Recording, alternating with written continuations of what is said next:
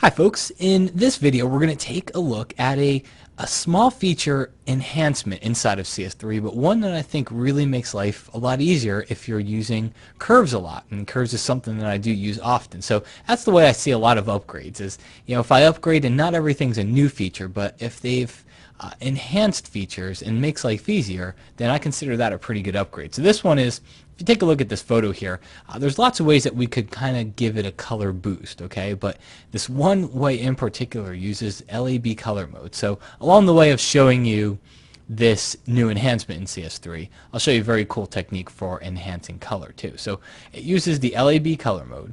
So we're going to go to image mode. I'm going to go down to LAB color.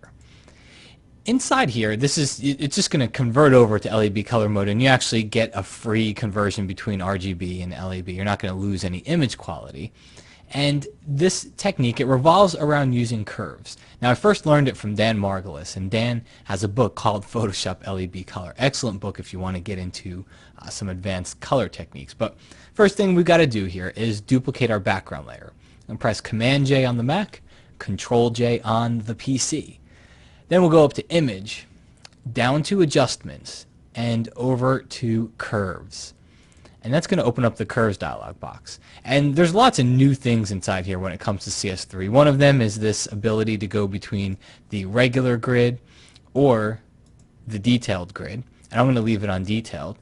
You've also got some other things down here in this curve display options. If you open that up, you can see the histogram. You can see the baseline. You can see the intersection line, that is if you're clicking on the curve and doing something. Alright, so there's lots of new things, but what we're going to do here, let's boost the color. I'm going to go from lightness to the A channel.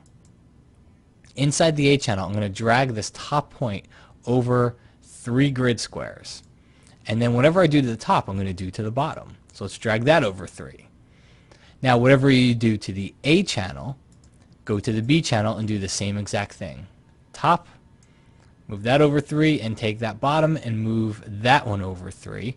Alright, and you can see what's going on behind me. Just look at the preview. That's before and that's after. That kicks butt. So I'm going to click OK, but before I do that, I got you there. Before I do that, what you want to do is click on this little preset option here. And I can actually save a preset inside Curves. So it's a nice little enhancement to the Curves dialog. So when I click on it, I'll choose Save Preset, and I'll call it LAB Curve. And I'll choose Save. Of course, there's already one name because I did this already, so I'm just going to click Replace. And then let's click on OK. Now, what's really neat about this is we can go right back over into RGB mode. Alright, and when the dialog pops up, asks you to flatten, just choose Don't Flatten.